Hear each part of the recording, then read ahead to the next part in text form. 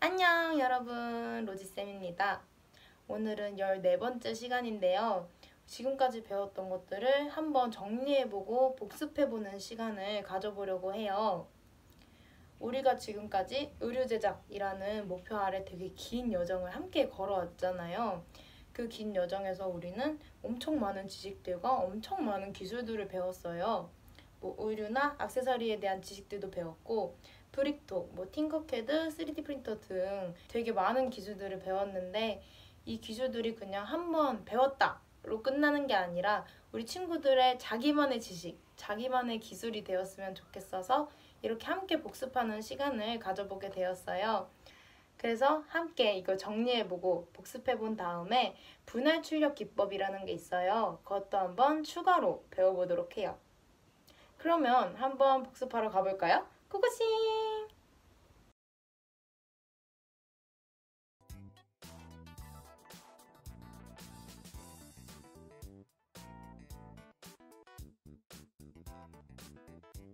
세상은 이렇게 많이 달라지고 있어요.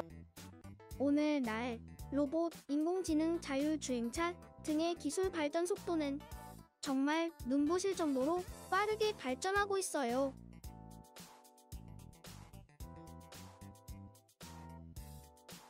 미국엔 보스턴 다이나믹스라는 로봇 회사가 있는데 이 회사의 로봇 기술이 어느 정도까지 발전했는지 지금 영상으로 보고 있어요.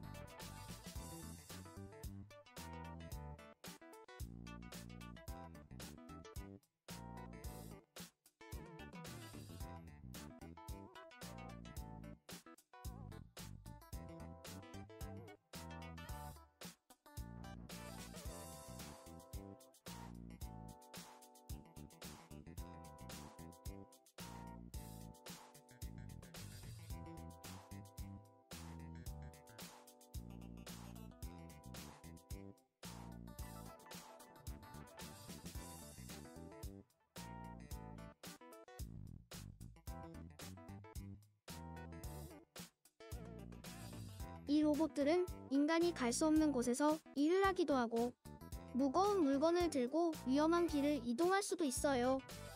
또 여럿이 협력해 일을 처리하기도 한답니다.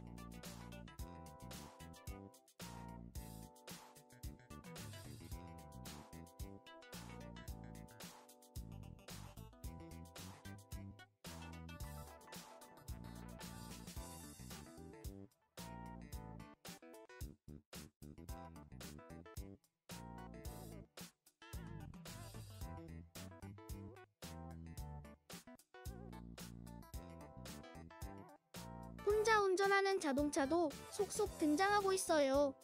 교통 상황을 스스로 판단하여 차로 선택과 속도를 조율하고 사고를 방지하기 위해 스스로 멈추기도 하지요.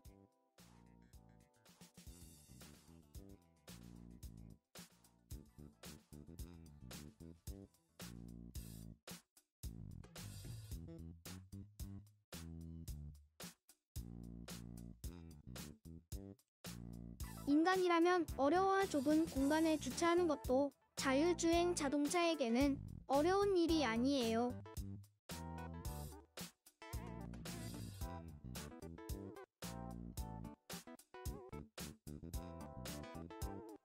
일본에서 만든 이 페퍼라는 로봇은 150만 원이라는 저렴한 가격에 서빙도 하고 대화도 가능하죠.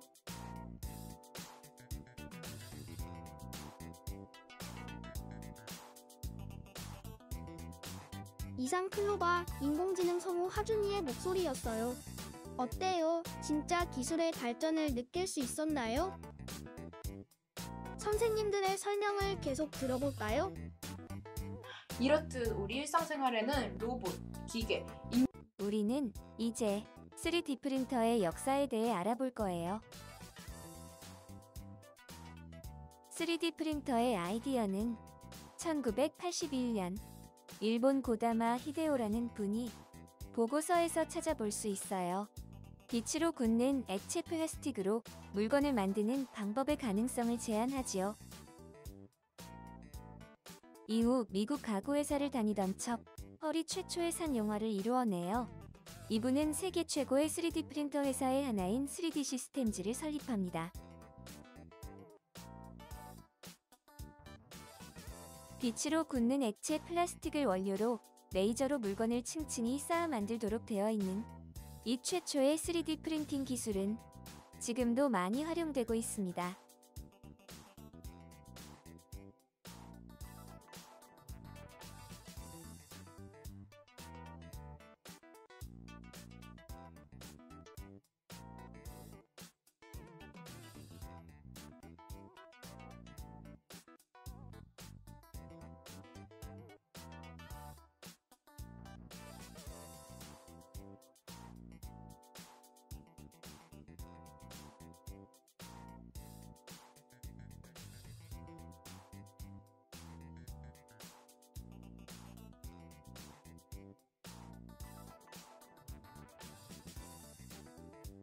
플라스틱 실을 고온으로 녹여 물건을 만드는 FDM 방식이 스코프럼에 의해 탄생합니다. 이분이 만든 스트라타시스는 현재 세계 1위의 3D 프린팅 기술을 가진 업체로 성장합니다.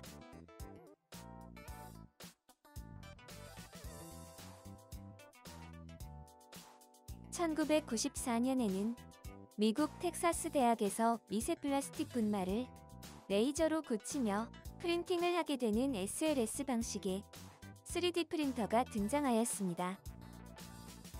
SLS 프린팅 방식은 금속으로 된 물건을 만들 수도 있고 별도의 프린팅 지지대를 만들지 않아도 되는 장점을 가지고 있습니다. 2005년 영국의 아드리안 보이어 박사는 플라스틱 실을 녹여 만드는 개방 기술 3D 프린팅 개발 프로젝트인 램랩 프로젝트를 시작합니다.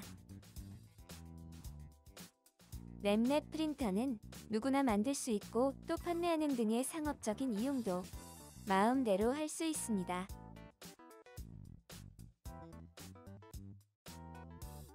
오늘날 우리가 쉽게 볼 수 있는 3D 프린터들은 모두 램랩 프로젝트에서 유래했다고 해도 과언이 아닙니다.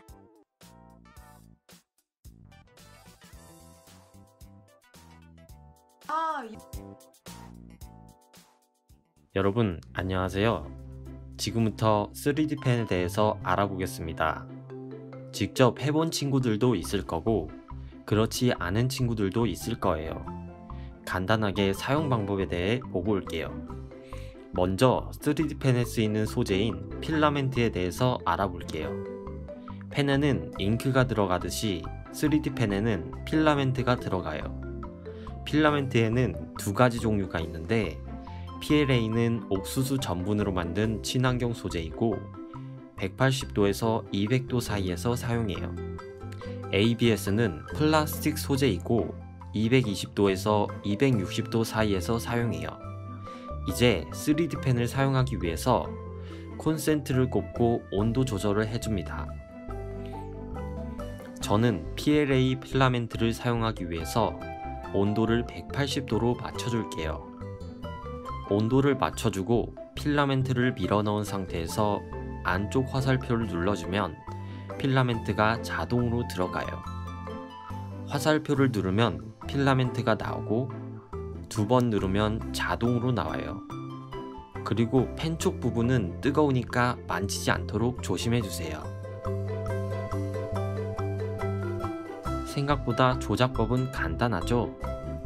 그럼 이번에는 3D 펜을 활용하여 어떤 것들을 만들 수 있는지 알아볼게요. 그냥 펜으로 쓴 글씨와 3D 펜으로 쓴 글씨를 비교해 볼게요. 펜으로 쓴 글씨는 평면으로 있는 반면에 3D 펜으로 쓴 글씨는 입체적으로 세울 수 있어요. 다음으로 입체 작품을 만들어 볼게요. 3D 펜으로 면을 만든 다음에 붙여서 안경을 만들 수 있어요.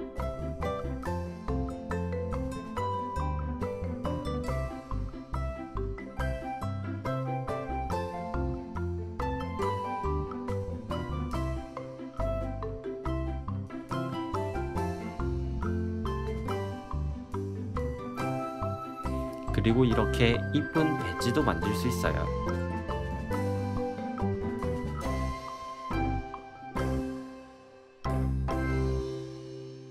아,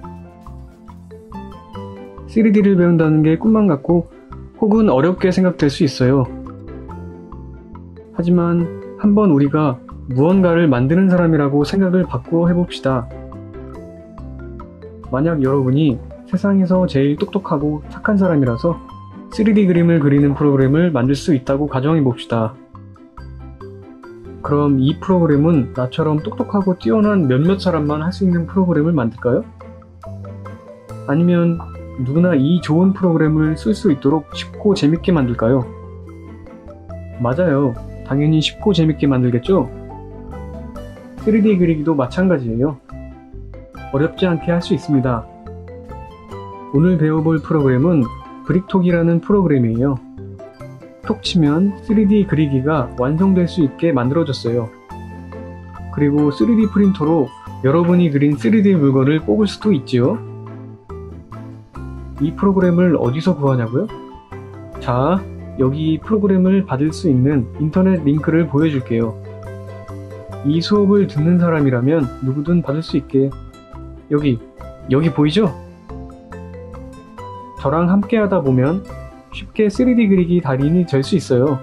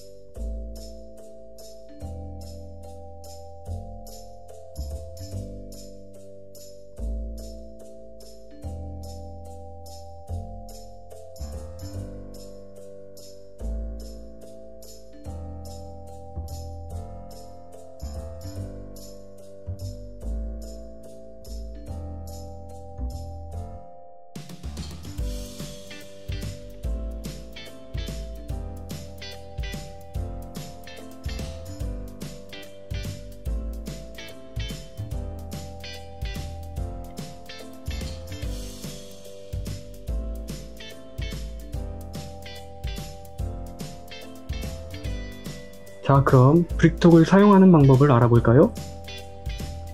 우선 여기 이 모는 종이가 우리가 그림을 그릴 도화지입니다. 블록을 쌓기 쉽겠죠? 화면에 마우스 오른쪽 클릭을 하고 드래그하면 도화지를 회전하면서 볼 수 있습니다. 마우스 휠을 돌리면 화면을 확대 축소합니다.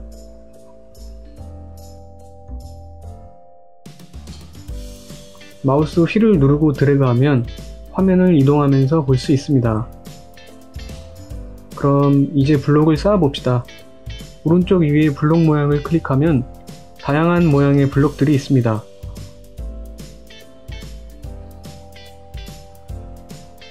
이 중에 하나를 클릭해주세요. 선택한 모양을 바닥에 마우스 왼쪽 클릭해볼까요? 칸에 맞춰 블록이 설치됩니다.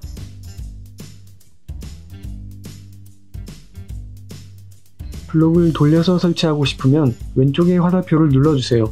회전된 모양을 보여줍니다.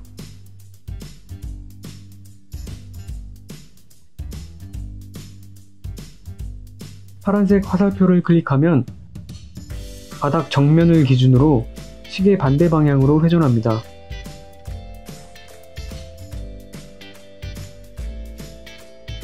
빨간색 화살표를 클릭하면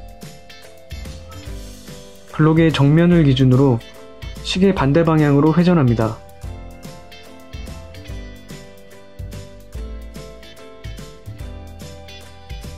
초록색 화살표를 클릭하면 블록의 오른쪽을 기준으로 시계 반대 방향으로 회전합니다.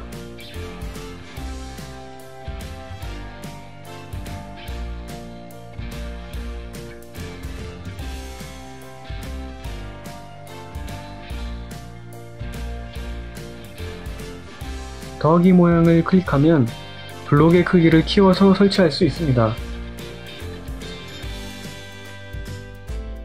빼기 모양을 클릭하면 다시 블록의 크기를 줄여서 설치할 수 있습니다.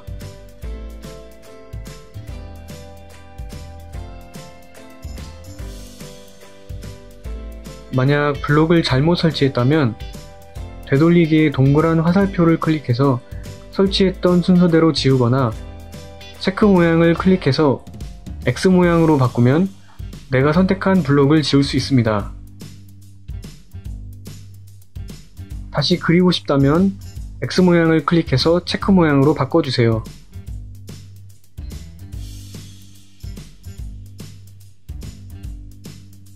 이렇게 열심히 블록을 그렸는데 그림을 간직하고 싶겠죠?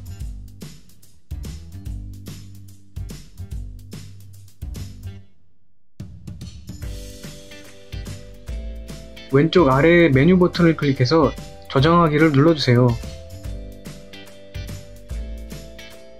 언제든지 불러오기를 클릭해서 꺼내볼 수 있답니다.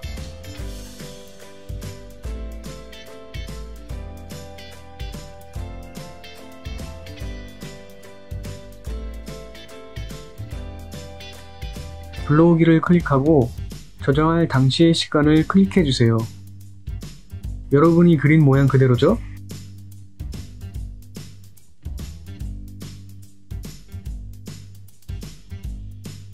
새 프로젝트를 클릭하면 지금까지 그린 그림을 저장하지 않고 새 도화지를 꺼내줍니다. 저장하지 않았다면 주의해주세요.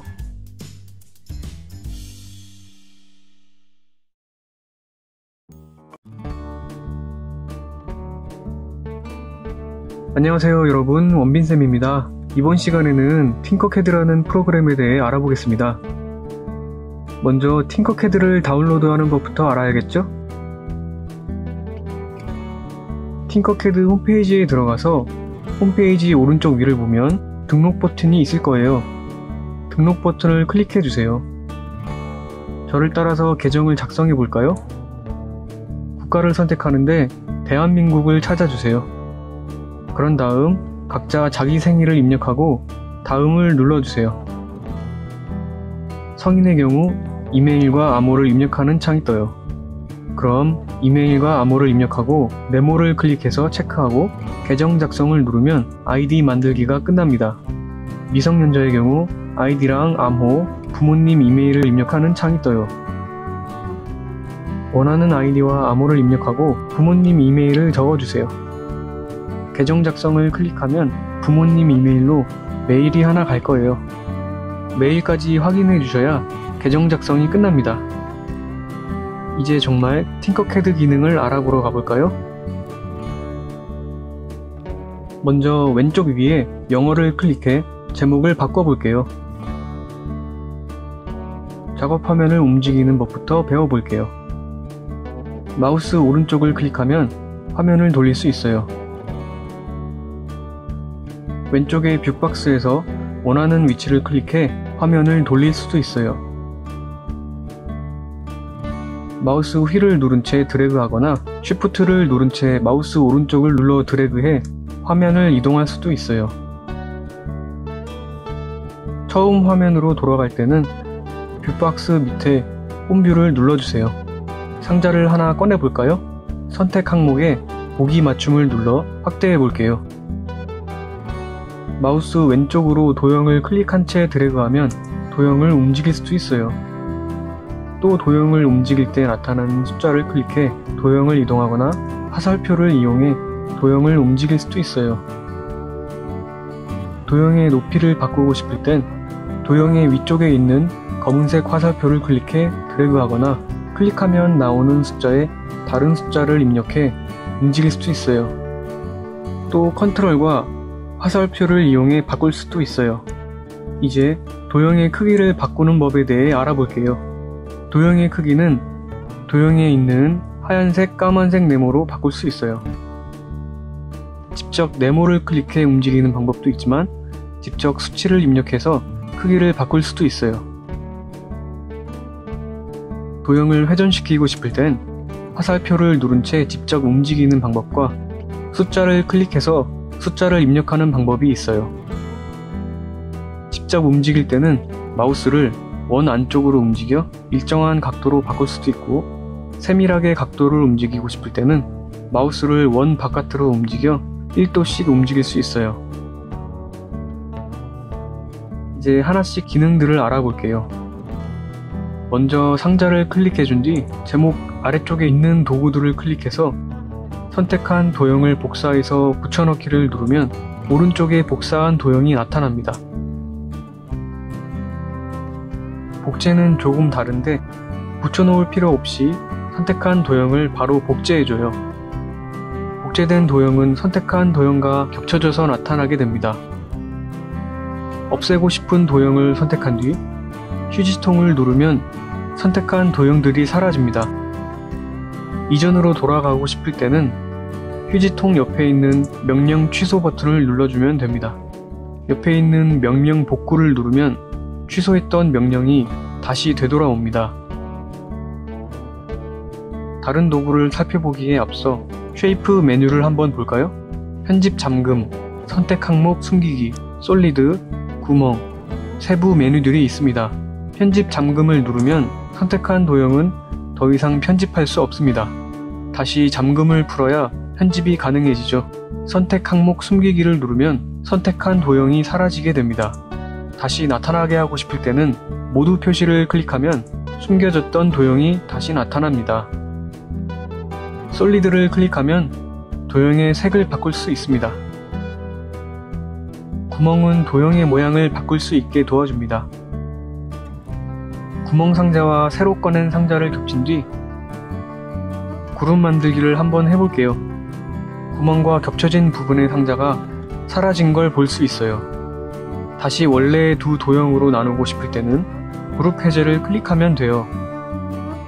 상자와 상자로 그룹 만들기를 할 경우 두 상자가 합쳐져서 하나의 도형이 됩니다. 다음은 정렬입니다. 여러 개의 도형을 선택한 뒤 정렬을 클릭하면 가로, 세로, 높이의 동그라미가 뜹니다. 각각 동그라미를 하나씩 클릭해보면 선택한 원에 맞춰 도형이 움직이는 걸 볼 수 있어요. 내가 선택한 위치에 도형들을 맞춰주는 게 정렬이에요.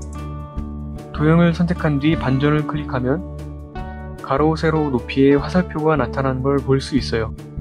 각각 화살표를 클릭하면 화살표에 맞춰 도형을 반전시킬 수 있어요. 다음은 작업 평면입니다. 작업 평면을 클릭한 뒤 원하는 도형 위에 위치를 클릭하면 선택한 위치에 새로운 작업 평면이 나타나게 됩니다. 도형 위만 선택할 수 있고 다시 원래의 작업 평면으로 돌아가고 싶으면 바닥에 있는 하늘색 네모에 맞춰 작업 평면을 다시 클릭해주면 됩니다. 다음 눈금자는 도형의 크기나 위치를 확인하기에 좋은 도구입니다. 선택한 도형의 크기, 거리를 나타내줍니다. 기본적으로 거리는 도형의 끝점을 기준으로 나타나는데 밑에 동그라미를 클릭해서 중간점으로 바꿀 수 있습니다. 중간점으로 바꾸면 선택한 도형의 중앙을 기준으로 거리가 나타납니다. 그럼 이번에는 우리가 직접 만들어 볼까요? 자, 그럼 간단하게 반지를 만들어 볼게요. 먼저 링을 꺼내주세요.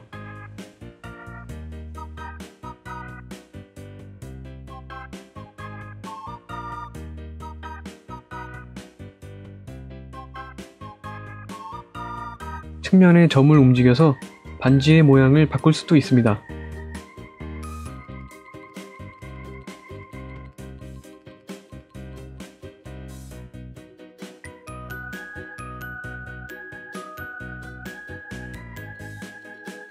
반지 장식을 올릴 수 있게 원통을 꺼내주세요.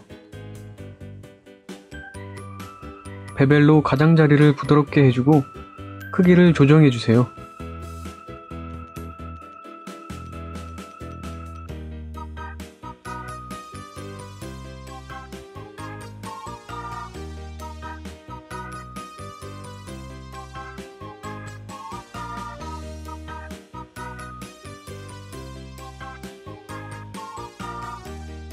이제 내가 만들고 싶은 모양을 꺼내주세요.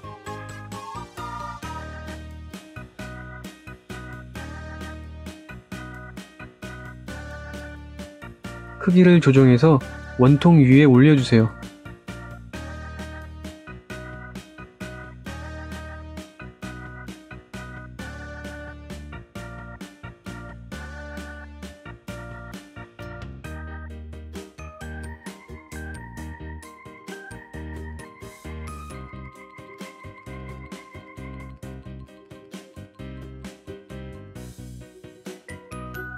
다른 모양도 만들어 볼까요? 반지를 복사하고 장식은 삭제하세요. 별 모양으로 해볼까요?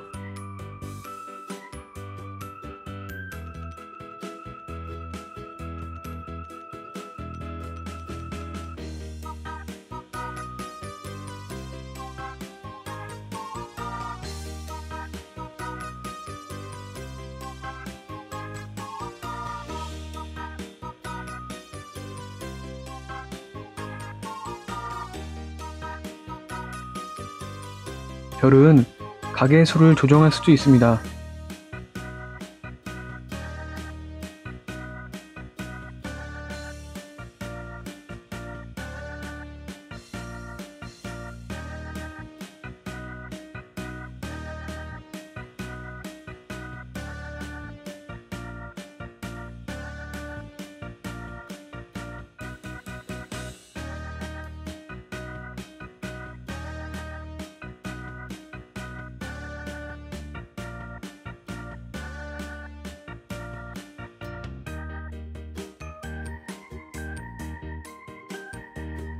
이번엔 하트 모양으로 만들어 봅시다.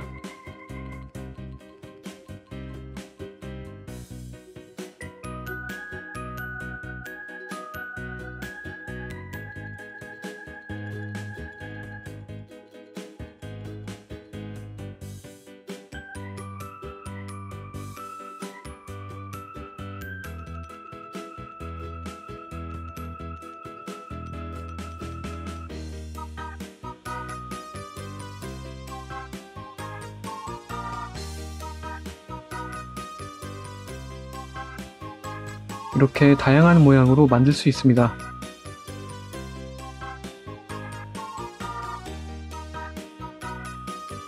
그럼 3D 프린터로 출력할 수 있게 3D 객체 파일로 내보내주세요.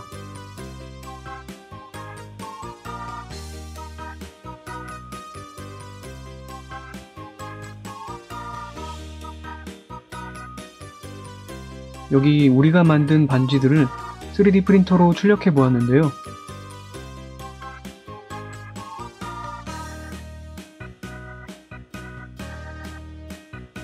손가락에 끼워 볼게요.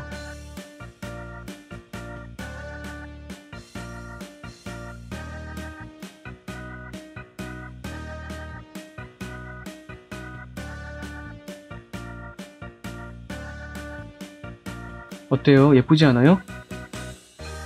그럼 다음 시간에 만나요. 네, 안녕하세요. DLP 프린터에 대해서 설명드리도록 하겠습니다. 자, 먼저 소개해드릴 제품은 와나오라는 회사에서 만든 듀플리케이터 7 D7이라는 프린터입니다. 자, 그러면 뚜껑을 열고 이제 D7 이 DLP 프린터의 구조에 대해서 설명을 드리도록 할게요. 자, 여기 보시면은 얘가 빌드 플레이트예요. 여기에서 출력물이 생성이 되는 건데, 일반 FDM 방식의 프린터와 다르게 DLP 프린터는 이렇게 거꾸로 올라와요. 그래서 물건이 이제 거꾸로 매달려서 이렇게 나오게 되는 거예요. 그리고 여기가 이제 레진, 즉 재료가 담기는 수조통이거든요. 이 안에 이제 레진, 액체로 된 레진을 부어주게 되고, 그리고 요 아래서, 여기 아래서 이제 그 자외선 빛을 쏘아서 요 빌드 플레이트에다가 그 한 면씩 경화를 시키는 겁니다. 그래서 FDM은 한 층 한 층씩 얘가 이렇게 움직이면서 쌓은 반면에 이 DLP 방식은 한 면씩 경화를 시키기 때문에 더 높은 퀄리티를 갖고 있는 게 DLP 프린터의 장점이고요. 그리고 FDM에 비해서 속도가 빨라요. 왜냐하면 같은 제품을 얘는 동시에 여러 개를 이렇게 놓고 출력을 하게 되면은 훨씬 빠른 결과물을 얻을 수가 있어요.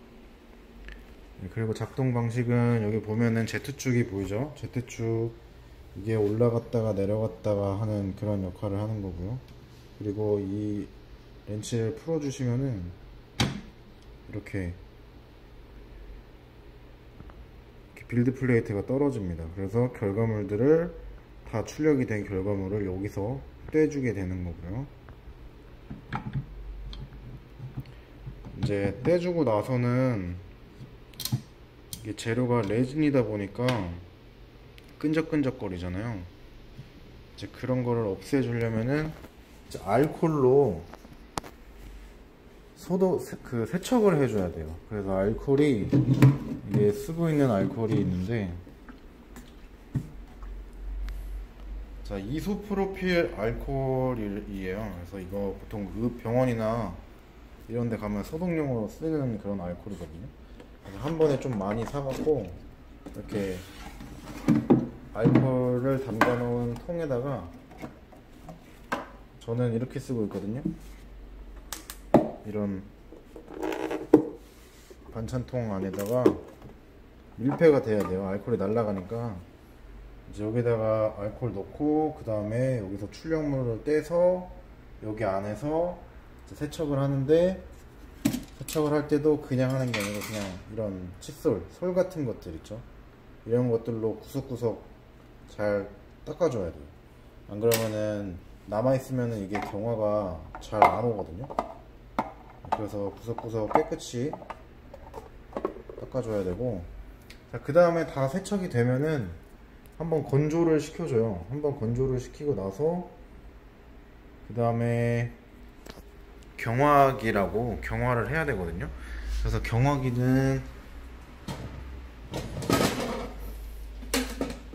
자, 이렇게 생겼거든요. 이게 자체 제작한 경화기예요. 그래서 UV 라이트, 아까 DLP 프린터가 뭘로 경화가 된다 그랬죠? 자외선으로 경화가 된다 그랬잖아요. 그래서 마찬가지로 세척이 다 끝난 후에 그 약간 물러있는 상태에 있는 이 출력물도 여기 경화기 UV 램프 안에다가 이렇게 넣게 되면은 여기 안에서 완전 건조가 되는 거예요. 그래서 밑에 보면 턴테이블이 있거든요. 그래서 턴테이블 위에다 올려놓고 좀 돌아가면서 골고루 굳을 수 있게, 건조가 될 수 있게 이 경화기도 만들었습니다. 네, 그래서 지금 이러면은 대충 과정은, 출력 과정 전체적으로 한번 훑어본 건데요. DLP 프린터는 과정이 조금 복잡해요. 이 출력물을 3D 모델링을 이 DLP 출력물에다가, DLP 프린터에다가 출력물을 거는 것도 과정이 꽤 복잡하거든요. 그래서 그 과정도 복잡한데, 이제 출력을 해서 그 다음에 세척을 하고, 세척을 한 거를 다시 이제 경화기에 경화까지 해야 되니까 이게 좀 과정이 좀 굉장히 까다로워요. 그래도 까다로워도 그래도 좋은 게 퀄리티가 엄청 괜찮거든요. 그래서 제가 그 DLP 프린터로 뽑은 출력물들이랑 FDM 프린터로 뽑은 출력물들을 한번 비교를 한번 해드릴게요. 네, 지금 FDM 프린터랑 DLP 프린터랑 뽑은 것들을 비교를 해드리려고 하는데, 자, 이거 보면은 이게 조트락스라고 FDM 프린터에서도 굉장히 메이커가 유명한 프린터의 제품이거든요. 이제 그걸로 출력을 한 건데,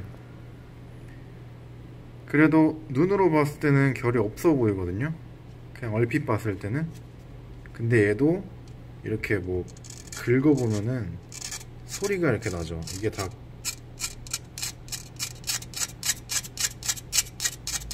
이게 그 결이 있어서 나는 소리거든요. 그래서 FDM 방식의 고질적인 문제인 적층 결이 아무리 고와도 보인다 라는 게 문제고요. 이런 것들도, 이런 이쪽 있죠, 이런 마지막 머리 끝 쪽, 이런 데도 잘 보면은 결이 굉장히 심하게 나 있어요. 하지만 이게 앞에 보이는 얘네들이 DLP 프린터로 뽑은 것들이거든요. DLP 프린터로 뽑고 원래 회색으로 나왔는데 원래 이 색깔로 나오는데 그냥 하얀색 서페이스만 한번 뿌린 거예요. 결을 확인하기 위해서.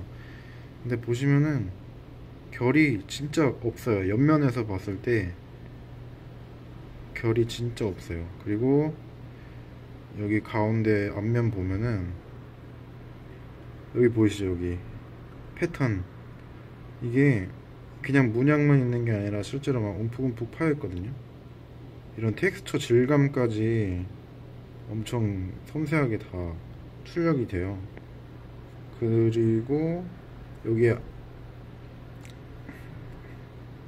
여기도 아주 미세하게 그 등고선에 덕층 결이 보이긴 하거든요. 근데 이것도 더 퀄리티를 높게 하면은 얘도 거의 안 보일 정도까지는 할 수 있어요. 근데 이거는 빨리 뽑게 하려고 50 마이크론으로 한 거여서 이게 어느 정도 보이긴 하는데 굉장히 깨끗한 거를 볼 수가 있죠. 스파이더맨. 이거는 그 지지대를 제거했을 때 그 남는 흔적이거든요. 얘네들도 마찬가지, 얼굴에도. 근데 보면은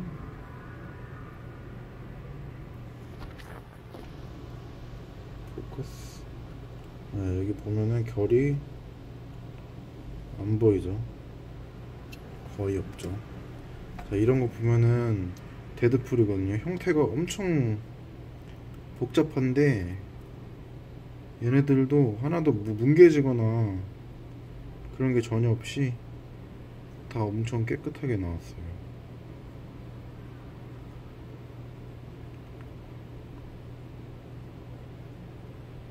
자, 이런 식으로 이 위에도 보면은 얘는 위에도 그렇게 그게 없어요. 등고선이.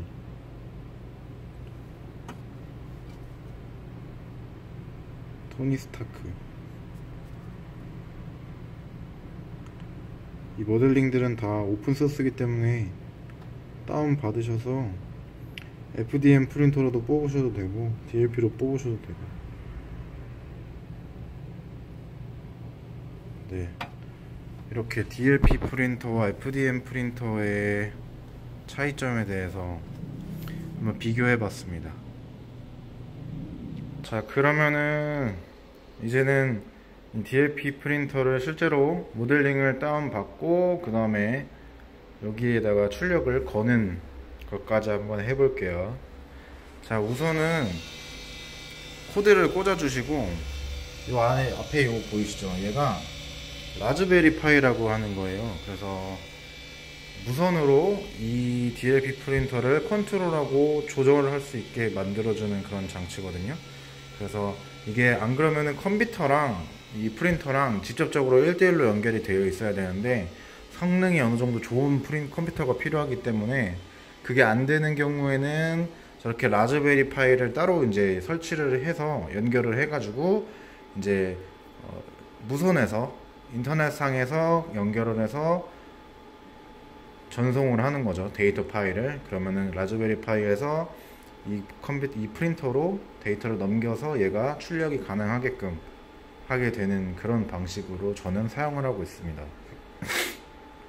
네, 그러면은 이제 화면 인터페이스 상으로 설명을 드리도록 하겠습니다. 네, 안녕하세요. 이번에는 다운받은 모델링을 이제 DLP 프린터에다가 옮길 수 있도록 도와주려는 그 슬라이서 프로그램에 대해서 알려드리도록 하겠습니다. 일단 우선 슬라이서 프로그램의 이름은 치투박스라는 겁니다. 치투박스라는 프로그램이고요. 여기서는 이제 기본적으로 DLP 방식 프린터의 그런 슬라이서들을 담당하고 있습니다. 자, 그래서 제가 모델링을 불러왔는데 일단 크기가 너무 크죠. 크기가 너무 커서 여기 왼쪽에 스케일에서 사이즈를 조금 줄여줄게요. 그래서 몇 퍼센트, 한 절반 정도로 줄이면은 괜찮지 않을까요? 네,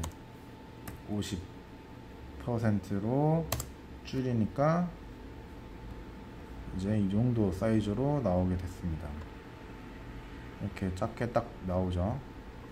이제 여기에서는 뭐 기본적으로 똑같이 뭐 움직일 수도 있고요. 그 다음에 회전을 시킬 수도 있고요. 아까처럼 스케일을 조절할 수도 있고, 그 다음에 반전도 시킬 수가 있습니다. 자, 이 상태에서 딴 거 필요 없어요. 다른 거 막 이런 거 만질 필요 없고요. 딱 두 가지만 하시면 됩니다. 여기 보면은 서포트, 이게 서포트 설정이거든요. 자, 여기서 서포트가 있는데 여기 자동 서포트가 있어요. 자동 서포트를 눌러주면 돼요. 근데 지금 이 모델 같은 경우에는 딱히 서포트 세울 게 없거든요. 이렇게 옆에서 보시면은 이런 거는 딱히 서포트를 세울 게 없어요. 그래서 굳이 안 해도 되는데, 이제 뭐 나중에 뭐 각도가 조금 있다거나 뭐 그런 식의 복잡한 형태의 출력물들을 뽑고 싶으시면은 그냥 여기서 자동 서포트를 생성을 해 주시는 게 좋을 것 같아요. 지금 제가 플랫폼을 눌렀거든요. 플랫폼을 누르면 어떻게 되는지 한번 보도록 할게요.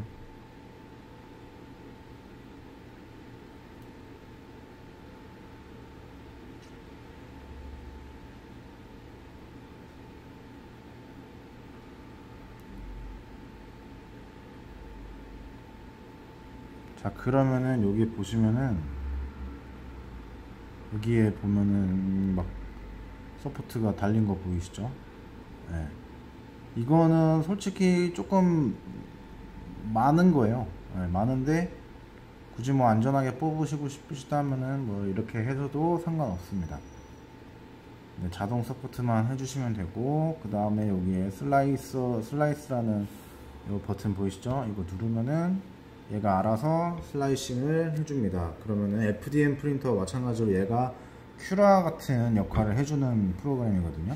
그래서 G코드처럼 변환을 시켜주고요. 이제 그 변환된 거를 여기에서는 저희가 뭐 바로 이제 SD카드에다 저장을 해가지고 FDM 프린터에다가 넣어서 출력을 걸었잖아요. 얘는 조금 다른데, 이렇게 저장된 그 G코드 파일을 가지고 나노DLP라는 그런 인터넷 프로그램이 있어요. 사이트 같은 프로그램이 있는데, 그게 와이파이를 연동해 가지고 이제 그 DLP 프린터랑 연결이 되어 있고, 그 인터넷 상으로 그거를 이제 컨트롤할 수가 있는 그런 거거든요. 그래서 거기에다가 이 슬라이싱 된 파일을 올리고 출력 버튼을 누르면은 프린터가 알아서 출력이 되는 그런 방식으로 되어 있습니다.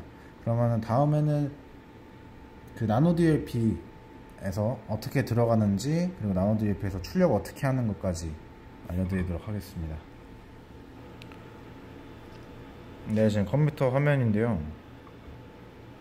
여기서 IP 스캐너라는 프로그램이 있어요. IP 스캐너에서 이제 검색을 하면은 지금 내가 갖고 있는 와이파이를 사용하고 있는 그런 컴퓨터들, 기기들, 이런 목록들이 쭉 나열이 되거든요. 그래서 여기 보면은 제 컴퓨터고, 여기도 컴퓨터들이고, 뭐 이런 식으로 쭉 몇 개가 떠요. 이제 거기서 이제 만약에 10번이면은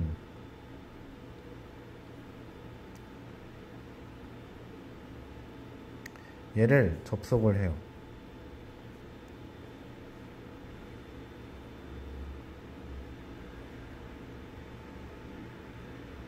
인터넷으로.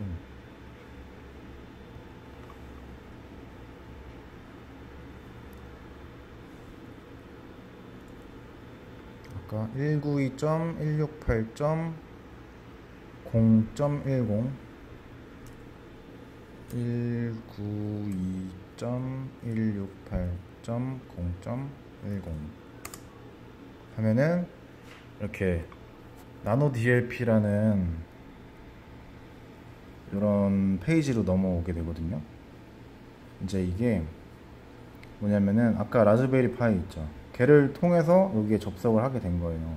이게 서로 와이파이를 공유를 하고 같은 와이파이를 공유를 하고 있으니까 이제 이게 연결이 되는 건데, 여기에서 이제 플레이트를 누르시면은 여기에 이제 내가 출력하고 싶은 그 모델링을 등록을 할 수가 있어요. 이렇게 add. 그러면은 여기에 그 이름 적으시고 뭐 예를 들어서 스파이더, 그 다음에 프로파일이 있는데 이거는 그냥 설정값이에요. 설정값. 이게 레진마다 그 필요로 하는 노광, 빛을 몇 초 동안 쐬어주느냐, 그 다음에 몇 초 기다렸다가 그 다음 층을 쌓느냐, 그런 게 다 물성이 다르기 때문에 레진마다 그리고 회사마다 이 프로파일 설정값이 조금씩 다 다르거든요. 그래서 저 같은 경우에는 와나우에서 만든 그 레진을 사용하고 있기 때문에 이 와나우 프로파일을 사용을 하고 있어요. 이거는 그 뭐 다운을 받을 수도 있고요. 아니면은 좀 더 뭐 전문적으로 공부를 하고 싶으시면은 자기가 실제로 그 노광 시간 조절이라든지 아니면은 뭐 딜레이 타임이라든지 이런 것들을 조금씩 설정을 해주시면서 자기에 맞는 최적화된 그 값을 찾으실 수도 있어요. 근데 저는 시간 관계상 그냥 이렇게 다운받아서 편하게 그냥 사용하는 거를 좋아하고요. 그 다음에 여기 STL 여기 있죠. 여기에서 이제 파일 선택을 누르시면은 내가 원하는 거를 이제 가지고 올 수가 있어요. 여기 보면은 스파이더맨, 아까 여기 타노스 있죠. 아까 봤던 타노스 그 모델링 파일이거든요. 얘를 갖고 오면은 이렇게 불러와집니다. 그 다음에 제출을 누르면은 조금 시간이 걸려요. 이제 이게 로딩이 되고, 로딩이 돼서 어느 정도 그 로딩이 다 끝나고 난 뒤에 이제 출력을 시작을 할 수가 있어요. 출력을 시작하게 되면은 아까 그 DLP 프린터가 자동으로 이제 저절로 출력이 되게끔 움직입니다. 자, 지금 화면이 바뀌었죠. 아까 이름 스파이더로 만들었었죠. 요거예요. 스파이더고, 아까 내가 설정한 와나우 프로파일이고, 그 다음에 여기 보면은 이제 여기 로딩 창이거든요.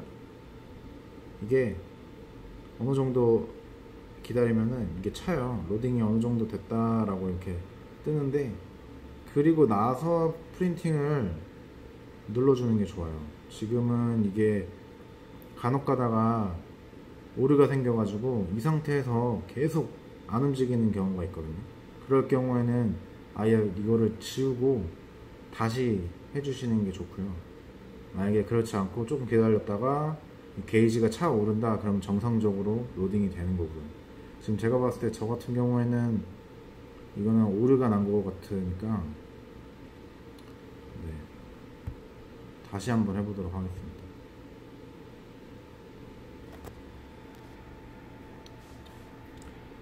이런 것처럼 요거는 아까 이거 전에 뽑았던 건데, 제대로 로딩이 된 거는 여기에 프린팅 타임이 총 몇 시간이다, 3시간 56분이라고 찍혀 있거든요.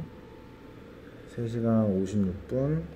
그리고 레진 사용량까지 나올 수가 있어요. 32mm가 든다 라는 것도 볼 수가 있고, 이렇게 로딩이 완벽히 다 된 거는 이제 얘로 이 파일 같은 걸로 제가 한번 예를 들어 볼게요. 자, 여기 보면은 프린팅 프롬 스타트 있어요. 얘를 눌러주면은 정말로 하시겠냐, 출력하시겠냐, 네 라고 하면은 이렇게 변하거든요.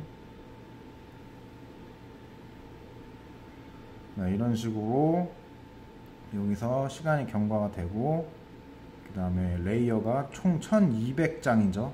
레이어가 1200장을 200장 중에 이제 첫 번째다 라는 거를 이렇게 보여주고, 1200장이 전부 다 나오게 되면은 출력이 끝나게 됩니다. 그래서 여기서 뭐 프린터를 멈출 수가 있고요. 그 다음에 다시 이어서 할 수도 있고, 그 다음에 아예 멈춰 끝내버릴 수도 있고, 네, 이런 식으로도 컨트롤이 다 가능하니까 이게 전부 다 이 컴퓨터 화면에서 아까 그 DLP 프린터를 컨트롤할 수가 있습니다. 라즈베리 파이를 통해서 이게 가능한 거예요.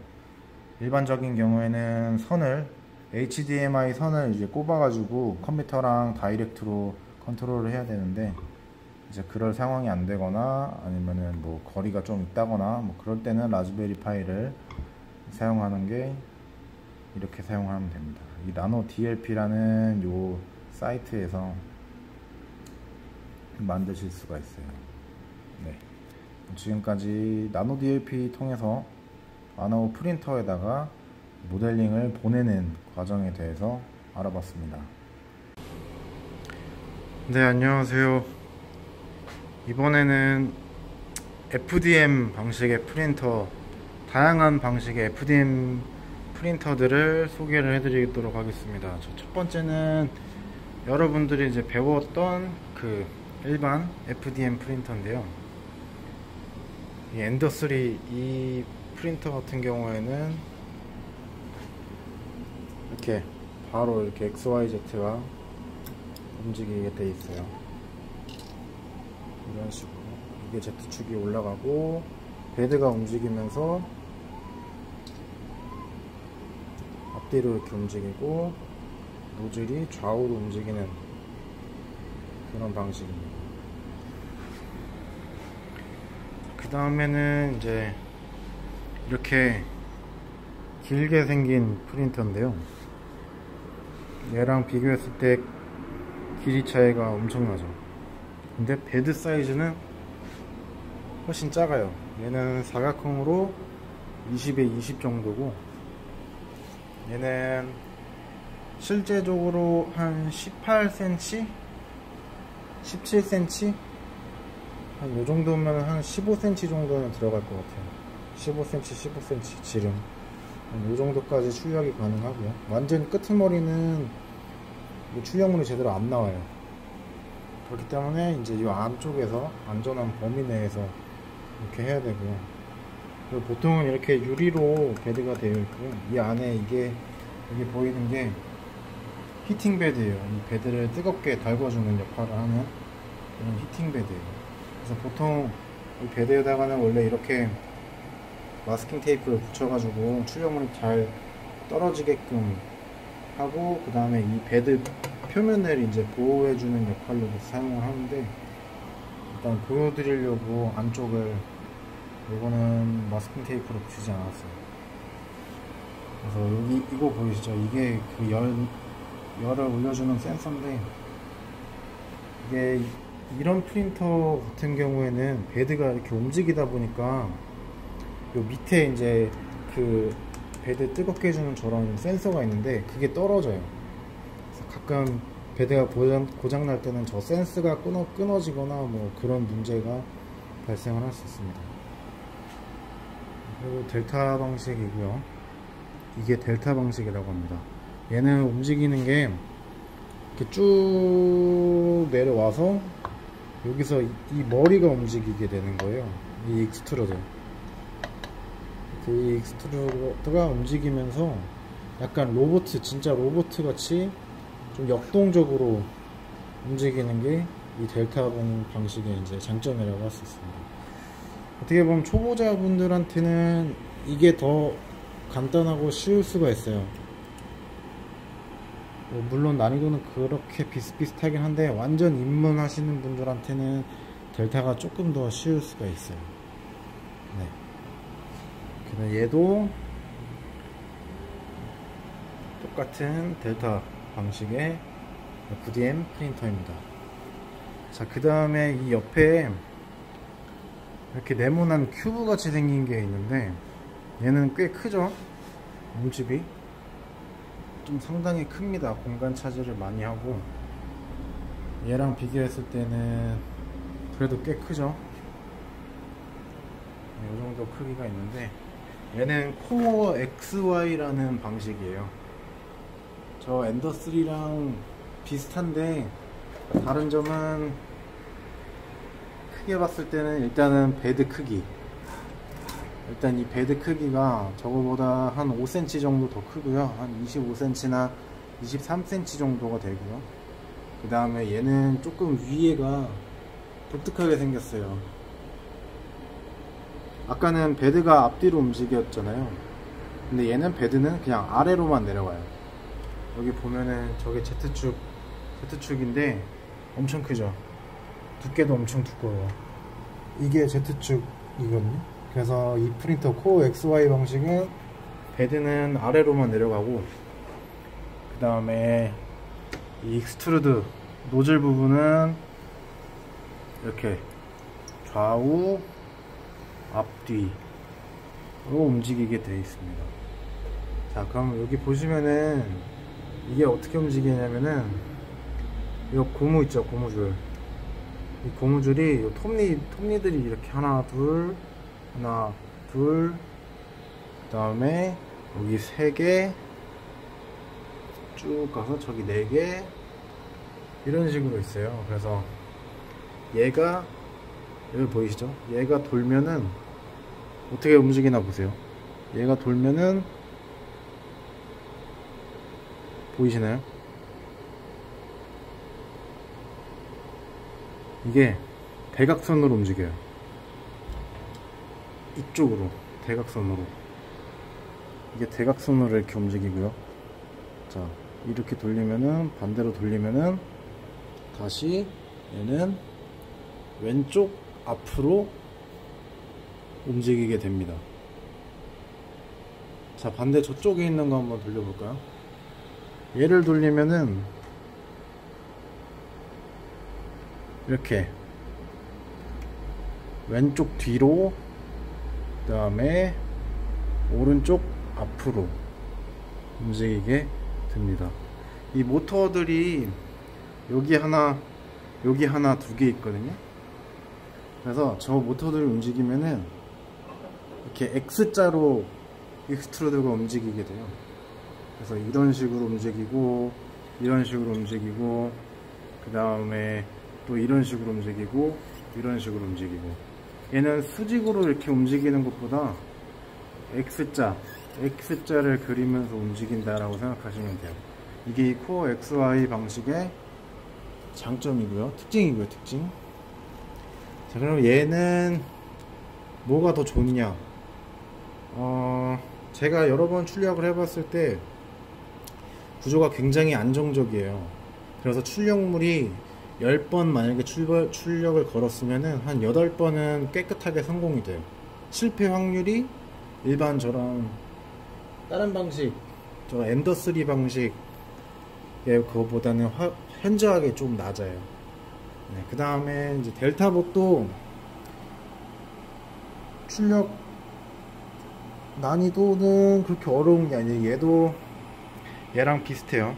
코어 XY랑 성공률은 얘는 한 70%? 얘가 80%라면은 얘는 70%. 얘도 상태 좋을 때는 70%. 근데 이게 여러 번 사용하면은 뭐 베드가 뒤틀린다거나 아까 말한 것처럼 센서가 끊어진다거나 이런 잔손이 가는 경우가 생기는데, 이제 그럴 때는 50% 내지 뭐 40, 50, 60%까지 출력 성공률이 떨어져요. 네, 그런 단점이 다 장단점이 존재합니다. 자, 그러면은 이 델타봇의 이름이 애니큐빅이라는 회사에서 만든 거거든요. 이것도 중국 회사예요. 엔더3도 중국 회사고, 애니큐빅도 중국 회사고, 아넷이라는 회사인데 아넷도 중국 회사고, 얘도 중국 회사예요. 얘도 중국에서 만든 회사인데, 3D 프린터, 저가형 3D 프린터는 대부분 다 99%, 90% 정도는 다 중국에서 만들어진다고 생각하시면 돼요. 그래서 일단 이 애니큐빅 프린터의 이제 사용법, 조작법 간단하게 알려드릴게요. 자, 여기 보면 다이얼 있죠. 똑같아요. 다이얼 이거 안에 인터페이스는 어느 방식이든 다 똑같아요. 비슷해요. 자, 여기 보이시는 거예요. 190도 노즐 온도, 베드 온도, 그리고 뭐 이거는 이제 뭐 시간 표시되는 거, 그리고 XYZ의 좌표값, 현재 상태를 보여주는 거고요. 자, 한번 클릭을 합니다. 그러면은 인포 스크린, 그 다음에 프리페어, 컨트롤, 프린트 프롬 SD 카드, 이런 식으로 있어요. 그러면은 가장 첫 번째로 프리페어에 들어갑니다. 이제 여기에서 오토홈을 한번 눌러 볼게요. 오토홈을 누르면은 얘가 알아서 오토홈으로 가요. 집으로 돌아가는 거예요. 초기 설정값. 여기에 보면은 요게 엔드스탑이에요. 엔드스탑 아시죠? 이거를 클릭하면은 여기가 끝이라고 인식을 하고 멈추게 되는 거예요. 그리고 여기도 엔드스탑 여기 있어요. 그래서 얘가 내려왔다가 여기를 딸깍 하고 누르면은 이제 끝점이다 라고 생각하고 멈추게 되는 거예요. 자, 그리고 그 다음에는 프리페어에서 실제로 사용하는 거를 보통 알려드릴게요.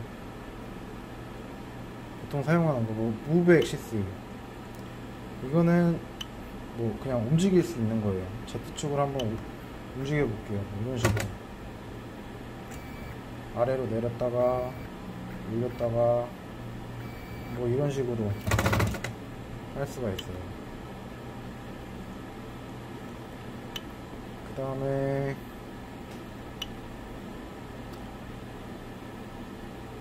이거 프린트 프리셋 PLA, 얘는 PLA 온도 값으로 자동으로 먼저 준비 예열을 시키는 거예요. 얘는 ABS 온도 값, 얘는 온도 낮추는 거, 그리고 얘는 모터에 힘을 빼는 거. 그러니까 지금 이 상태에서 만지면은 이게 모터에 힘이 들어가서 손으로 안 움직이거든요. 근데 얘를 누르면은 이제 모터에 힘이 빠져가지고 이렇게 쉽게 손으로 움직일 수가 있게 됩니다. 그러면은 이제 온도 PLA니까 PLA를 설정해주고, 이거는 베드만 올라가는 거고 얘는 둘 다 올라가게 돼요. 그러면은 아까 설정했던 것처럼 이제 70도, 베드 70도에 노즐 180도까지 자동으로 이제 맞춰주고요. 그리고 SD카드는 여기 있어요. 이 옆에 이렇게 해서 SD카드를 삽입을 하면은 카드 인서트 뜨죠. 여기서 프린트 from SD, 이거는 보통 가장 최근에 저장한 게 위에 뜨거든요. 그럼 얘를 그냥 클릭만 하면 돼요. 클릭하면은 알아서 온도 올라가고, 온도가 올라가면은 이 프린터가 알아서 일을 하게 됩니다.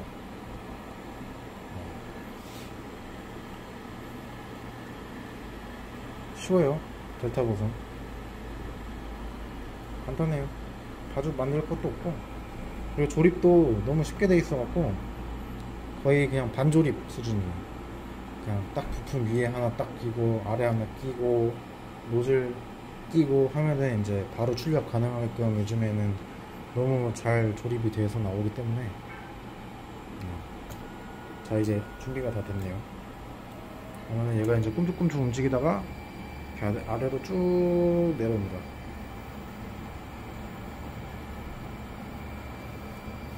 아래로 쭉 내려오고 베드 근처에서 이렇게 움직이면서 출력을 하는 걸 볼 수가 있어요. 지금 이게 안 나오는 거는 필라멘트가 없어서 그래요. 네, 이런 식으로 하면은 델타볼 출력 끝. 자, 그 다음에는 안에 델타봇인데 얘가 A4인가? 아마 그럴 거예요. A6인가 A4인가 아마 그런 건데, 자, 얘는 조금 이거랑 다이얼로 돌리는 이런 방식보다는 조금 어려울 수도 있어요. 그래서 얘는 근데 조금 헷갈리는 것 뿐이지 그렇게 어려운 건 아니니까, 여기 보면은 이제 위에 버튼, 아래 버튼, 가운데, 그리고 오른쪽, 왼쪽 이렇게 있거든요. 그래서 가운데 버튼 한번 눌러볼게요. 그러면은 여기는 똑같이 이제 그 설정창이 나오는데, 다른 게 이제 퀵 세팅, 빠른 설정이 나와요. 이제 얘는 확인 버튼이 요 가운데 있는 게 아니라 네모예요. 네모 버튼을 눌러요. 그러면은 이제 홈 올, 아까처럼 오토 홈이에요. 이게 오토 홈이고, 그 다음에 속도 설정, 플로우 양 설정, 똑같이 이거 제로 온도 준비하는 예열시키는 거 한번 누르면은, 방금 이걸 눌렀거든요. 반응이 없죠. 이게 당연한 거예요. 얘는 반응이 따로 없어요. 그냥 나가보면은 그냥 알아서 온도가 올라가고 있어요. 저절로. 네. 그런 식으로 되고, 이거 보면은 밑에 두 번째 거는 프린트 파일 있고 포지션, 이게 무브 엑시스라고 보시면 돼요. 그리고 익스트루더 움직이는 거, 펜 속도, SD카드, 디버깅 뭐 이렇게 있는데, 저희는 SD카드 창에 들어가서 요 네모 있죠. 이게 요 버튼을 의미하는 거예요. 그래서 확인 버튼은 네모다. 다시 한번 설명드릴게요. 자, 그리고 이제 SD카드 들어오면은 프린트 파일, 언마운트 카드, 딜리트 파일 이렇게 있거든요. 그래서 초반에 한번 언마운트를 누르고 다시 마운트를 눌러요. 그리고 프린트 파일 하면은 이제 있는데, 아까는 가장 최근에 저장한 게 위에 있다고 그랬잖아요. 근데 얘는 반대로 맨 밑에 있어요. 네. 맨 밑에 있으니까 이거 헷갈리지 않게 조심해 주시고요. 그리고 여기다 한번 출력을 한번 걸어볼게요. 맨 마지막 걸로 출력을 걸고, 그러면 이제 프린팅 준비되죠. 나오게 되는데, 얘 같은 경우에는 일단 전원부는 여기 화면에서 오른쪽에 있어요. 이게 전원부고요. 열심히 일을 하고 있는데, 자, 왼쪽으로 돌리면은 이거 튀어나온 거 보이시나요? 요게 SD카드예요. 마이크로 SD라서 작아요. 자,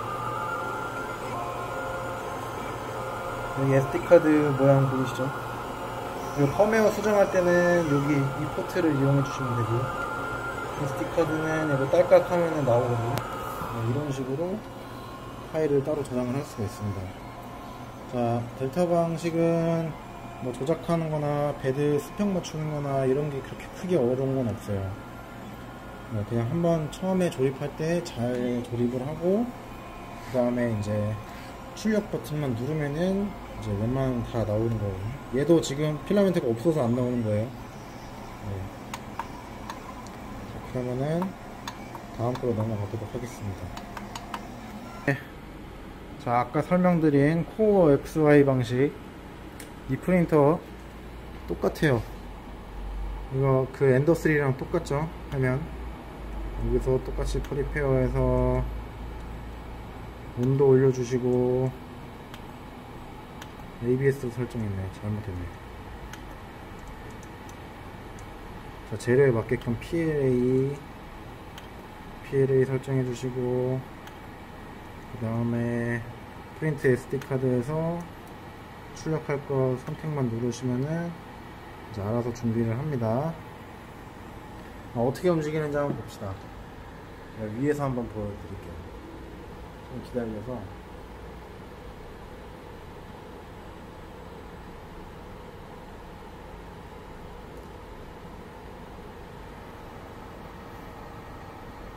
조금만 5도만 더 올라가면 돼요.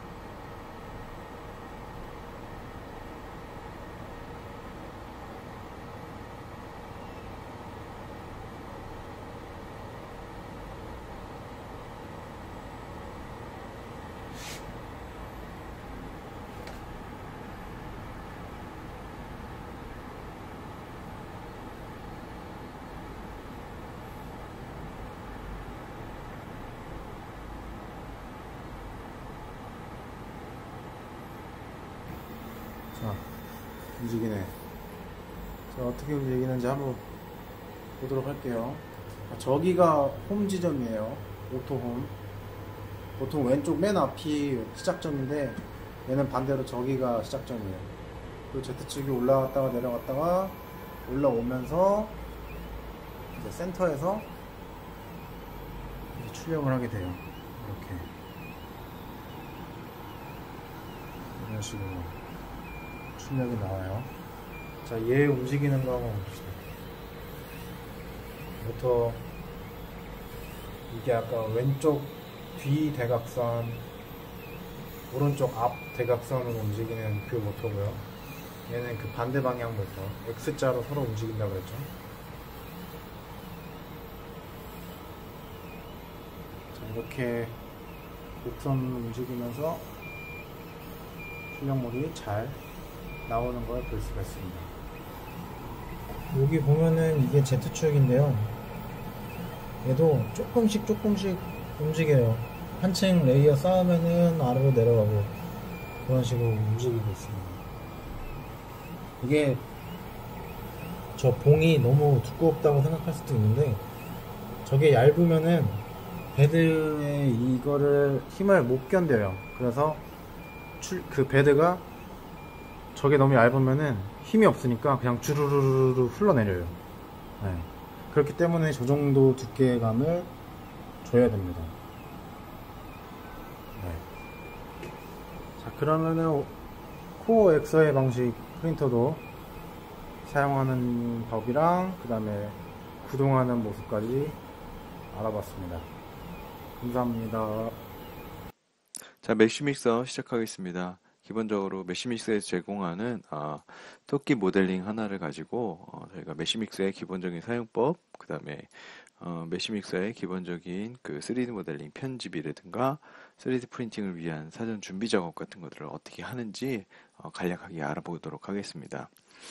자, 일단 메쉬믹서에서는 제일 크게 임포트나 오픈이라는 파일을 메뉴를 처음 볼 수가 있고요. 임포트는 만들어진 STL 파일을 불러 들여오는 역할을 합니다. 그리고 오픈이라는 파일은 오픈이라는 메뉴는 저희가 작업을 하다가 메쉬믹서의 작업 내용을 저장을 해서 믹스라는 파일 확장자명으로 저장을 할 때 사용을 하고요. 계속 불러 들여와서 작업을 이어서 진행을 할 수 있도록 되어 있습니다. 자, 임포트에서 일단은 버니라는 파일을 불러들여왔습니다. 버니, 토끼를 말하고요. 그 다음에 보면은 여기 밑에가 뚫어져 있어요.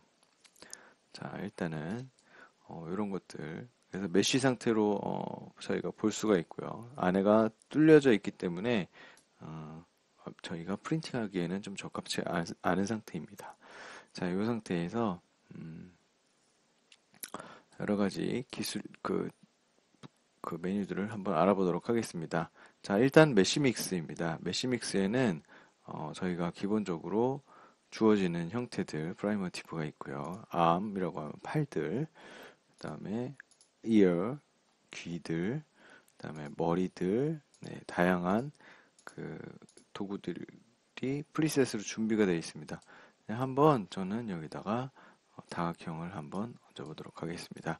여기서 레디우스 값, 네, 반지름 값을 조정을 해주고, 자, 이렇게 이동을 해서 토끼머리에 이렇게 한번 얹어보도록 하겠습니다.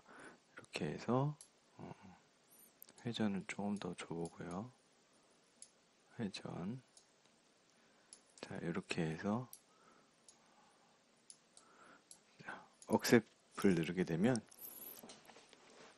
이렇게 모델이 토끼 위에 합쳐지는, 네, 이런 방식을 통해서 사실은 메쉬믹스는 모델링을 하게 되어 있습니다. 여기다가 콘을 한번 얹어볼까요? 이렇게. 그 다음에 또 콘을 얹어보도록 하겠습니다. 하나 더. 네. 이렇게 하면 더 이상 어떤 토끼의 모델은 아니게 됐네요. 자, 어쨌든 저희가 연습하기 위해서 하는 거니까. 자, 이렇게 되면은 이 지금 토끼 몸체하고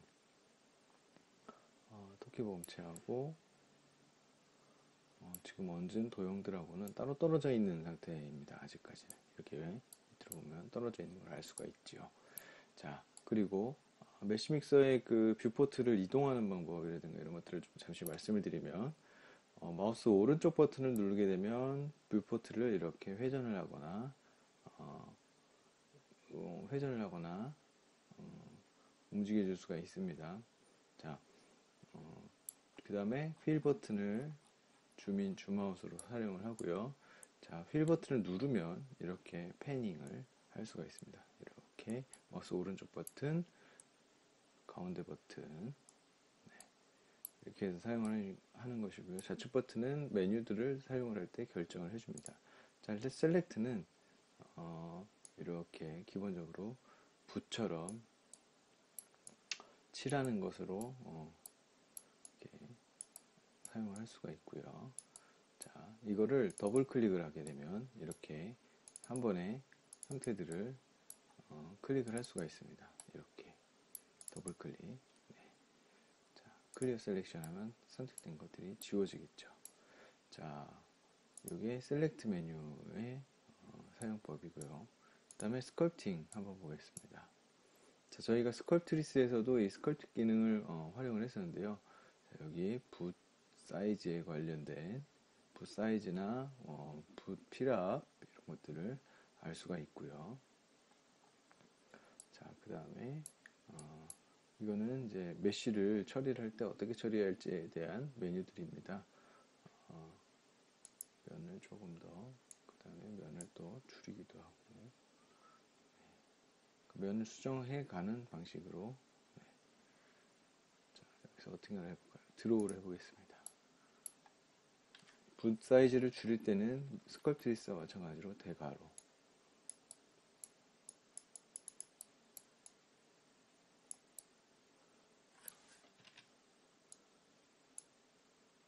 자, 스무스.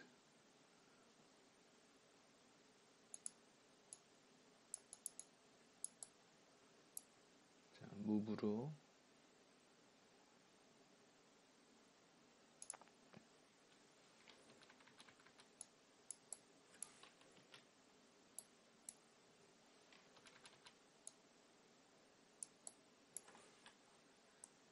이렇게 해서 요상한 모양의 일단 생명체 네, 이런 것들을 만들어 봤습니다. 어떻게 이름을 붙이든. 자, 이렇게 해서 자, 아직도 오브젝트들은 따로 떨어져 있는 상태입니다. 이거를 에디트에 가시면 메이크 솔리드라는 명령이 있습니다. 자, 모든 메뉴를 설명해 드리기는 좀 그렇고, 그래서 간략하게 저희가 메쉬를 수정하고 이런 것들, 아까 뚫려 있었던 부분도 다 합쳐져 있는 걸 볼 수가 있습니다. 메이크 솔리드 하면서 사실은 여기에 그 솔리드의 정밀도 같은 것들을 여기서 지정을 해줄 수가 있습니다. 이거는 메쉬 데인시티 눌러주면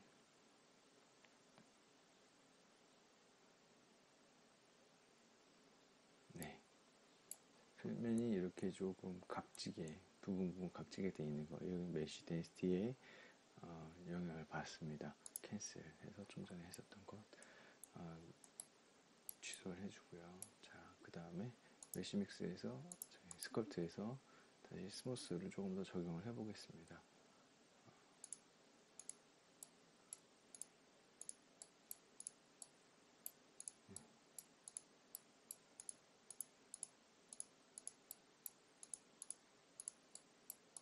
어디까지나 연습이라는 거.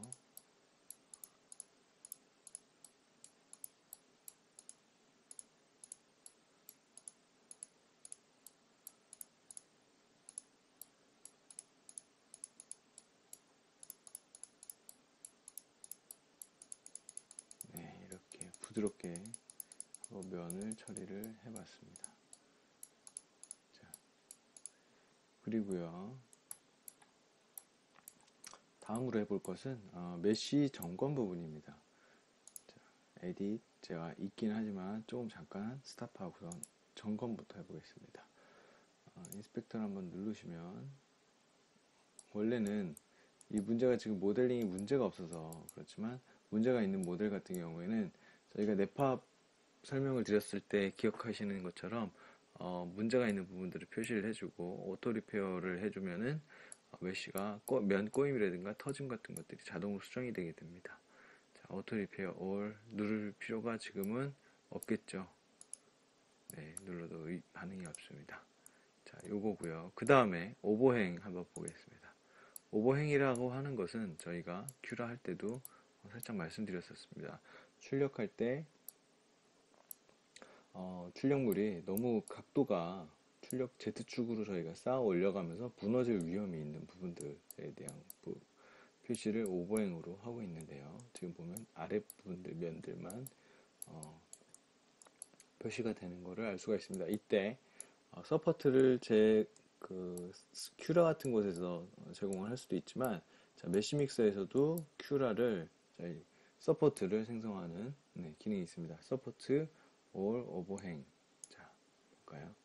그러면 이렇게 생긴 막대 형식으로 생긴 서포트들이 생기게 됩니다.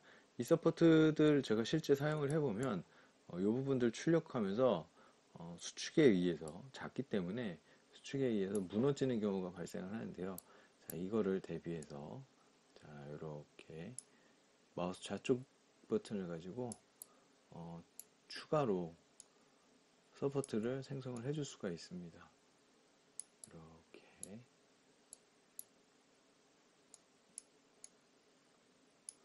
자, 여러분들도 이렇게 해보세요.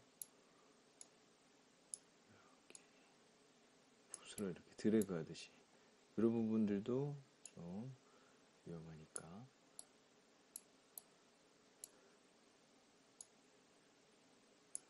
이렇게 만들어줄 수가 있습니다. 서포트를.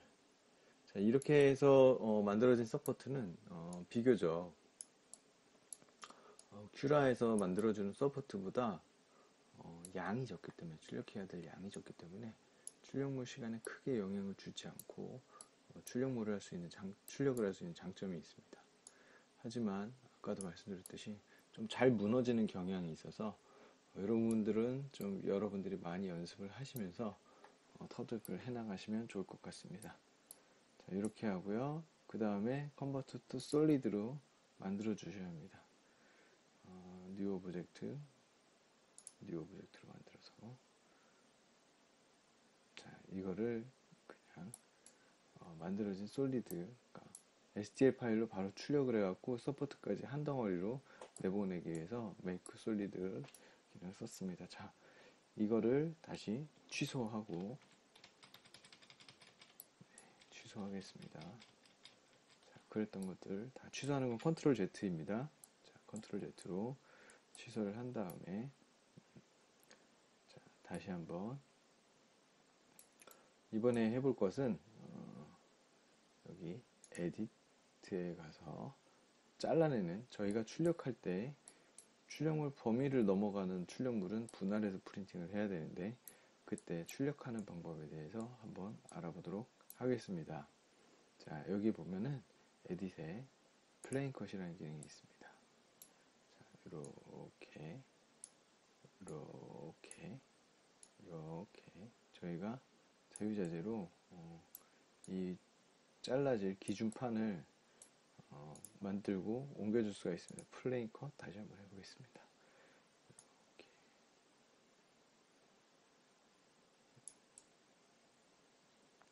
그래서 아까 서포트가 생기던 부분들을 위주로 해서 커팅을 해주면 출력할 때 꽤 많은 도움이 됩니다. 그 서포트가 생기는 방향까지 생각을 해서 커팅을 해주면 좋을 텐데, 여기 지금 귀 같은 부분, 이런 부분들 아까 서포트들이 생겼는데, 이런 부분들을 해결을 해줄 수 있는 방향까지 잡아줄 수 있다면 가장 좋을 것 같습니다. 자, 어떤 방향이 있을까요? 예, 자, 이렇게 커팅을 하면 비교적 뒤에 서포트를 덜 생성하고, 이 모델 자체가 사실은 이제 크게 서포트가 생길 만한 부분이 없는 모델이어서 한번 이렇게 이 방향으로 커팅을 한번 해보겠습니다. 자, 이때 그냥 컷이 아니라요, 슬라이스로 선택을 해야 됩니다. 컷을 하게 되면 지금 이 투명한 부분이 삭제가 되고요. 슬라이스로 하게 되면, 자, 아무런 자, 플레인 컷을 실행을 했습니다. 플레인 컷을 실행을 했고요. 자, 셀렉트에 가서 더블 클릭하면 선택이 됩니다. 자, 그 다음에 에딧, 자, 셀렉트에 있는 에디트를 가셔야 됩니다. 그 다음에 세퍼레이트를 선택을 해보겠습니다. 자, 그 다음에 얘를 에딧에 트랜스폼 이동을 해보죠. 자, 이렇게 해서 잘린 걸 알 수가 있죠. 자, 메이크 솔리드.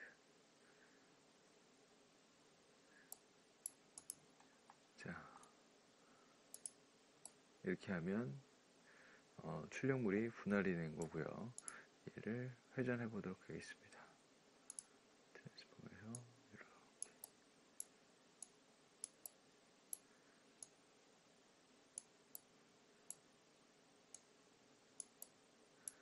네.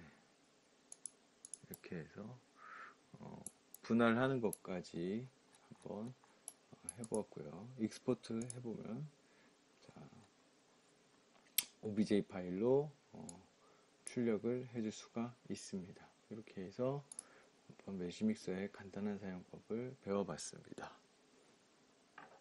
자, 이번에는 넷팝 스튜디오를 한번 보도록 하겠습니다. 자, 이게 넷팝 스튜디오입니다. 자, 이쪽은 뷰포트입니다. 뷰포트.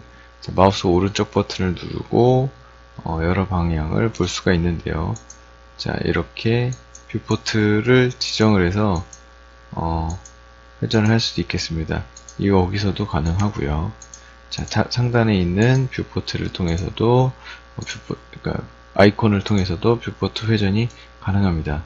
자, 마우스 오른쪽 버튼을 통해서 이동하는 것도 가능하고요. 자, 한번 파일을 가져와 보겠습니다. 오픈 프로젝트, 오픈 파일, 바탕화면에 가면 아까 제가 헤드라고 만들어 놓은 것이 있습니다. 볼까요?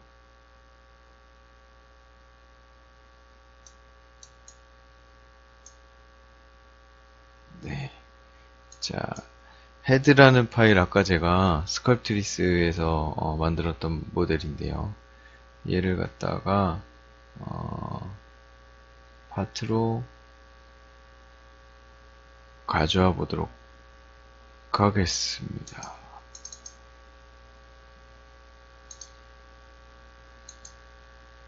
보시면 모델링이 굉장히 작습니다. 스컬프트리스 혹은 메쉬 모델링, 대부분의 메쉬 모델러들이 이렇게 모델의 사이즈를 정확하게 측정하면서 모델링을 할 수가 없어요. 그래서 이렇게 되게 작죠. 지금 보시면 여기에 모델링의 사이즈가 나오겠습니다. 18mm, 1.88mm, 2.32mm, 2.77mm 가로 세로 높이죠. 이걸 사이즈를 한번 바꿔볼까요? 앞에다가 5라는 숫자를 추가를 해볼 수가 없네요. 자, 얘를 스케일을 바꾸는 메뉴가 있을 겁니다. 자, 스케일 파트, 여기에 스케일 파트 누르시고요. 여기다 이거는 배수, 여기는 10배를 키워볼까요? 네, 스케일. 자, 보이시나요? 10배를 해봐야 아직 작네요. 자, 얘를 다시 한번 스케일 해보겠습니다. 스케일. 한번 지정을 해주고 나면 그게 100%의 숫자로 바뀌게 됩니다. 그러면 이걸 5배. 스케일. 네. 그래도 작네요. 넷팝에서 기본적으로 제공하는 모델링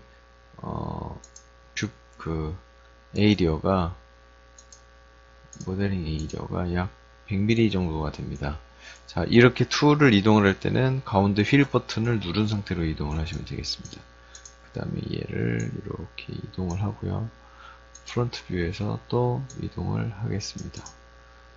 자, 이렇게 해서 모델링을 다시 한번 스케일 좀 더 볼게요. 93mm, 115mm, 113mm로 되어 있어요. 자, 얘를 103mm, 128mm Z방향으로 좀 더 키웠습니다. 넷팝 스튜디오에 모델링을 불러와서 커팅하는 방법을 알아보도록 하겠습니다. 바스켓이라는 파일을 제가 한번 가져와 보도록 하겠습니다. 여기에 지금 퀄리티 100%에 보시면은 느낌표가 뜨죠. 이게 무슨 의미냐면 약간의 모델링이 문제가 있다라는 의미입니다. 자, 이렇게 느낌표가 떴을 때 얘를 해결하는 방법. 자, 이렇게 오토 리페어 아주 간단하게 해결할 수 있습니다. execute 진행을 하게 되면요. 네, 바로 모델링이 자, 리페어드라고 나오죠. 자, 이렇게 되면은 리페어가 된 겁니다. 다음에 얘를 커팅하는 방법을 한번 알아보도록 하겠습니다. 자, 모디파이에 보면은 프리컷이라는 메뉴가 있습니다. 자, 얘를 한번 클릭을 해서 플레인 컷 보시면 이렇게 네, 보이시나요? 네.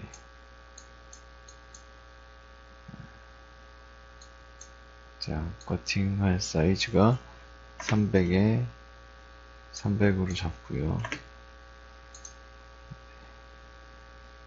그 다음에 이렇게 가져오셔갖고 보시면 모델링에 자, 돌리는 건데 그 다음에 이동을 해서 자, 프론트 뷰에서 한번 볼까요? 이렇게 위치를 했습니다. 그 다음에 컷 하면 아주 심플하게 커팅이 됩니다. 이 메뉴 작업을 만약에 모델링을 진행하셨던 프로그램에서 진행을 하셨다면 굉장히 어렵고 또 메쉬에 문제가 생길 수가 있습니다. 자, 얘를 이동을 해서 이렇게 지금 보시면 하나, 두 개로 나눠져 있고 바로 메쉬가 터진 부분도 자동으로 메꿈을 해준 것도 볼 수가 있습니다. 자, 얘를 다시 내보내는 방법을 한번 알아보도록 하겠습니다. 얘 하나 클릭을 하시고요. 그 다음에 익스포트 파트에서 STL을 선택을 하시면 되겠습니다. 각각의 파일들을 선택을 하나, 둘 이렇게 선택을 해주시면 되겠습니다. 그 다음에 얘도 또 필요하시면 더 커팅을 하는 게 가능하겠죠. 모디파이에서 프리컷 들어가셔서 다시 커팅을 하면 되겠습니다. 자, 이렇게 커팅하는 메뉴에 대해서 알려드렸어요. 이게 아주 간단한 메뉴 모델링 파일을 자르는 명령을 한번 살펴봤습니다. 자, 이렇게 해서 STL로 출력을 하면 큐라 같은 슬라이스 소프트웨어에서 불러서 슬라이싱 작업과 프린팅을 진행을 하시면 되겠습니다. 자, 여기까지 넷밥 스튜디오의 아주 간단한 사용법을 알아봤습니다. 지금까지 배운 거 이렇게 짧게 복습을 해보니까 우리가 같이 걸어왔던 그 긴 여정이 하나하나 생각이 막 나요. 감회가 되게 새롭네요. 우리 친구들 그냥 3D라는 걸 배웠으면은 조금 지루하고 더 어렵게 느꼈을 수도 있는데 의류 제작이라는 뭔가 텐션 있는 주제로 같이 함께 하다 보니까 더 재밌고 신나게 같이 함께 수업하고 배울 수 있었던 것 같아요. 우리 친구들은 어땠나요? 이렇게 의류나 3D에 대해서 배웠는데 우리 친구들이 잘 따라와줘서 이 수업도 되게 멋있게 마무리할 수 있는 것 같아요. 오늘 복습한 내용들 머릿속에 꼭꼭 기억하고 절대 까먹지 말고 자기의 지식과 자기의 기술로 우리 친구들 다 가져갈 수 있었으면 좋겠습니다. 우리 친구들 지금까지 이 수업 듣느라 너무너무 고생 많으셨어요. 그럼 모두 수고했습니다. 다음에 또 만나요. 안녕!